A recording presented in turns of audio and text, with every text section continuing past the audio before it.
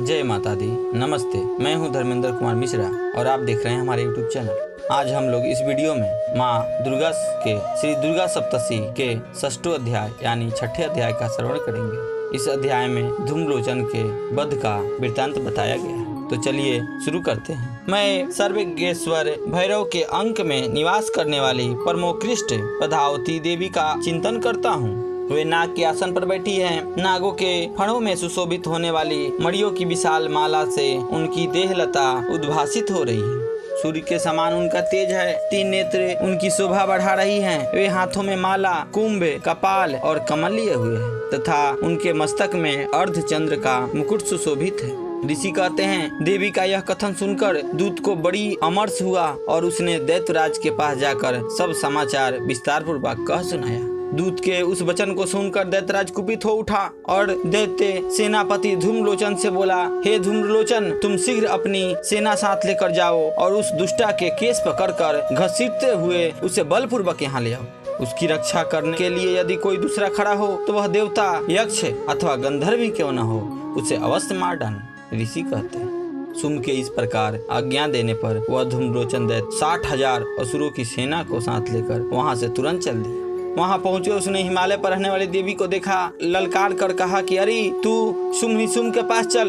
यदि इस समय प्रसन्नता पूर्वक मेरे स्वामी के समीप नहीं चलेगी तो मैं बलपूर्वक झोंटा पकड़ कर घसीटते हुए तुझे ले चलूंगा। देवी बोली, तुम्हें दैत्यों के राजा ने भेजा है। तुम स्वयं भी बलवान हो और तुम्हारे साथ विशाल सेना भी है। ऐसी दशा में यदि मुझे बलपूर्वक ले चलोगे तो मैं तुम्हारी क्या कर सकती। ऋषि कहते हैं, देवी के यो कहने पर असुर धूम्रलोचन उनकी ओर दौड़ा। तब अंबिका ने हुम शब्द के उच्चारण मात्र से उसे भस्म कर दिया। फिर तो क्रोध में भरी हुई दैत्यों की विशाल सेना और अंबिका ने एक दूसरे पर तीखे सैकों, शक्तियों तथा फरसों की वर्षा आरंभ की।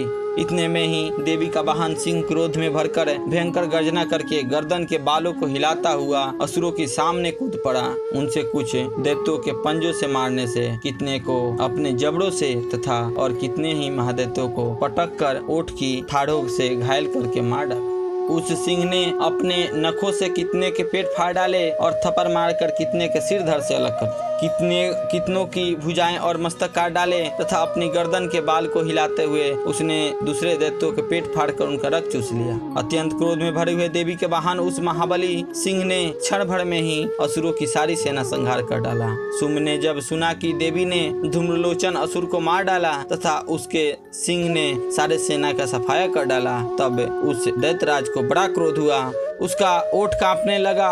उसने चंड और मुंड नामक 2 महादैत्यों को आज्ञा दी, हे चंड, हे मुंड, तुम लोग बहुत बड़ी सेना लेकर वहां जाओ। उस देवी के झोंटे पकड़कर अथवा उसे बांधकर शीघ्र यहाँ ले आओ। यदि इस प्रकार उसको लाने में संदेह हो तो युद्ध में सब प्रकार के अस्त्रों का तथा समस्त आसुरी सेना का प्रयोग करके उसकी हत्या कर डालना। उस दुष्टा की हत्या होते तथा सिंह के भी मारे जाने पर उस अंबिका को बांध कर साथ ले शीघ्र ही लौट आना। इस प्रकार श्री मार्कंडेय पुराण में सावर्णिक मनवंतर की कथा के अंतर्गत देवी महात्म्य में धूम्रलोचन वध नामक 6ठा अध्याय पूरा हुआ। जय माता दी।